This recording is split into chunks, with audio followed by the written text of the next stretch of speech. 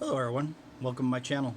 I'm your host, Tony Coleman, and today I'm going to give you kind of a rundown of the Samsung Galaxy AO2s phone from Straight Talk. I picked up these phones, got about 8 of them on a decent deal while I was helping out another phone farmer who was needing to liquidate some of his farm for some personal reasons, and so I decided to go ahead and give it a shot and see how well it works. Here I'm setting it up. It's the typical setup for Android. If you've ever set up your phone, this will all be pretty familiar. This is just the agreements. If you do choose Wi-Fi, I'm going to set up on Wi-Fi because I do not have an activated card. So let me get this set.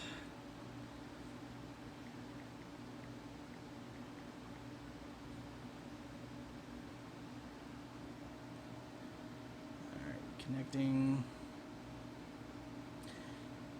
I don't intend on putting it on service at this time. I am going to find out if I can get it unlocked because I think about 5 of the 8 phones I picked up had messages on them saying that they were ready to be unlocked. So when I tried clicking on the link to follow it, their website said that it's not. I figure maybe support could help me out in that case, but if not, no biggie. I'll still use them for phone farming. They do have 32 gigabyte internal memory, so they should have enough space for most apps. Being Samsung, it's usually pretty good quality. I do believe that these only have the 2 gigabyte of RAM, so depending on what apps you're going to be wanting to run on these phones, keep that in mind.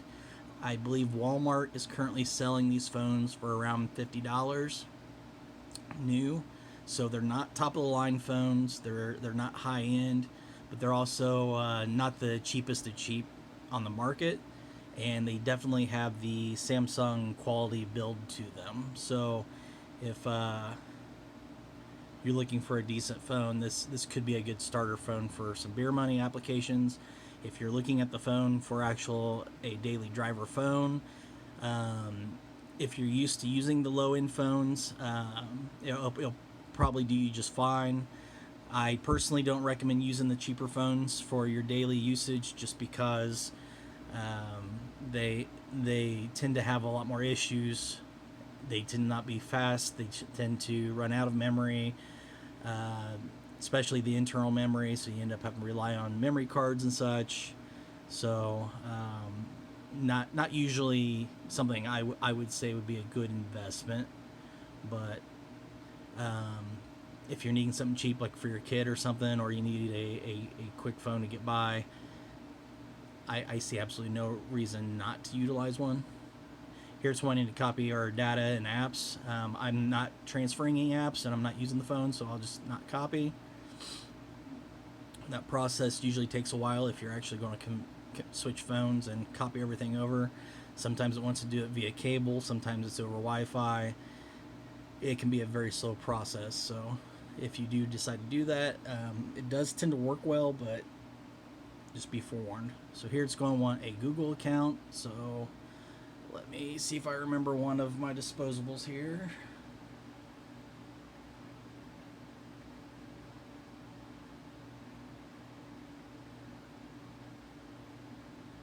Yep. And put in my password.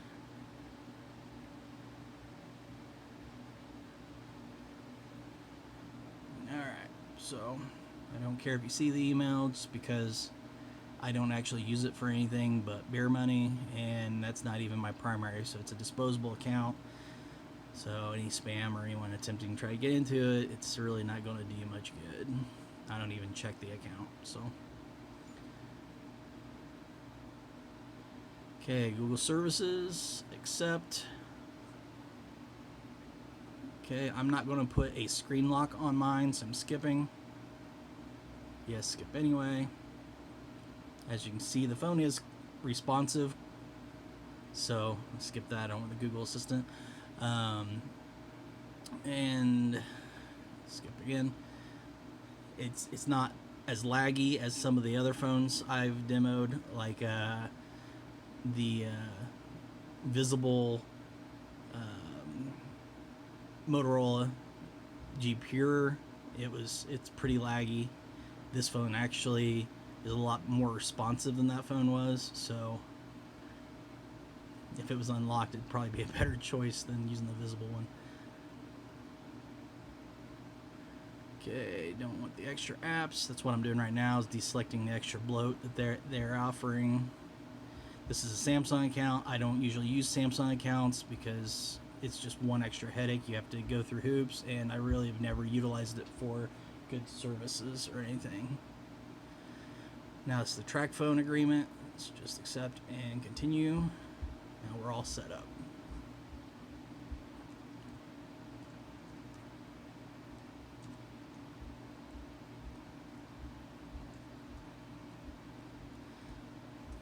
Loading into the desktop. So as you can see, it's got the standard Google apps. It's got the Galaxy Store for Samsung. It does not have a lot of the bloat on it because I deselected a few of the things that it normally uses.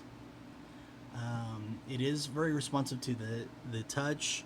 They normally come with Android 10, so I'll get into the About Phone. That phone line, that number is no longer in service, so don't even bother texting or calling it. It's not going to go anywhere. But status information.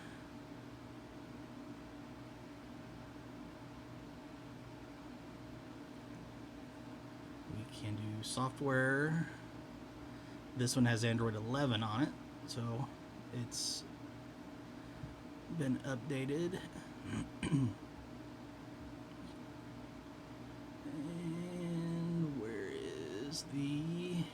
Oh, this security is going to be under software update.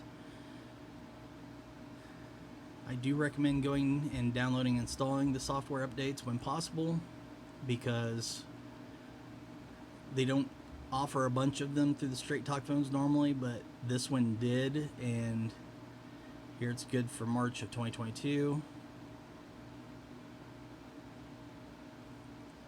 And that makes sure that you have all your security conscious processes in mind. But yep, that's pretty much what you got. The selfie camera is only 5 megapixel, so it's not going to be the best of cameras. Sure, turn on location, I don't mind, while using the app. Alright, so switching, now you can see me. Going back to the normal camera. The normal camera is a 13 megapixel. It seems very responsive. Taking photos, I've done another one. The photos seemed okay. Again, on a $50 phone, don't expect top-notch professional quality photos or high-definition photos, because it's just not going to pan out the way you want. Yep, here customer support saying it's eligible for unlock. So if I actually follow that link, it's not going to work. It's just going to tell me that it's not unlockable. So I need to contact their support to see if I can work with them on getting it going. But pretty straightforward. If you have any questions about the phone, please let me know. I'm more than welcome, or more than happy to answer those questions. The internal memory, like I said, was, I believe it's only 32 gig. I can get into those settings. Some of these phones, depending on where you get them, can go up to 64 gig internal and up to 4 gigabyte RAM, but for Straight Talk, I believe they are pretty well locked into the 32 gigabyte internal ROM and the 2 gigabyte RAM. So, general management, accessibility, software, where am I looking? Actually, I can just go into the app, my Files app. Don't need one. There we are. So in there it's saying 32 gigabyte.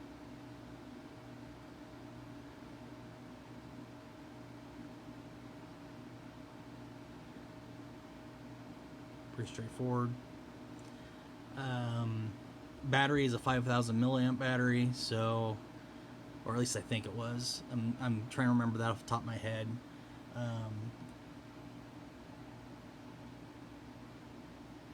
Alright, sorry about that. One of my kids was walking in. I didn't want them to say something that wouldn't be appropriate on the video here. But as I was saying, has a 5,000 milliamp battery, which is pretty good. Should last you a decent amount of time. It's an octa-core phone, but it's like most octa-cores. It's actually 2 quad-core processors. Both have 1.8 gigahertz speeds on them. It does utilize Samsung Pay like most Samsung phones. It's got the Bluetooth like every phone. It does have facial recognition. It is only 4G. I don't believe it has 5G specifications or radio in it. So if that matters to you, you probably want to go with a different phone. I want to say the screen resolution is 720 by 1600, but it's a pretty basic phone. Like I said, I wouldn't expect top quality out of it, but it's actually built decent and is pretty responsive. It's a lot more responsive than a lot of other phones. This is the type of quality I expect out of a Samsung. So that's pretty much it. I can't really say there's a wow factor to it, but if you're looking for a cheap phone to get you by, it's definitely a good sized phone. I mean, it's the entire size of my hand. It's not overly heavy. It's got a nice build quality to it. Doesn't feel like a cheap phone like you get from the ZTEs or Alcatel or several other lesser phone companies. But I would say if you're looking for a cheaper phone, this would be a good choice to go with. The only limitation I would say it has is the fact that it's low on RAM for modern phones and low on internal storage space. Yes, you can add a micro SD card. Right here's the SIM slot. The tray for the SIM is also the tray for the micro SD card. It does have your headphone jack. That's important to some people, especially phone farmers, because a lot of times we like putting the headphone jacks in there to mute it. Some apps detect whether you've got the audio turned down all the way or not. But yeah, it's USB-C, so it's the newer standards, so it goes with the modern charging cables. So that's pretty much it. If you got any other questions, let me know. As I stated, please share the video and like it. And if you haven't already, go ahead and subscribe to my channel. I do try to review things and give honest opinions on them. And then maybe we can learn together. So until next time, have a good one.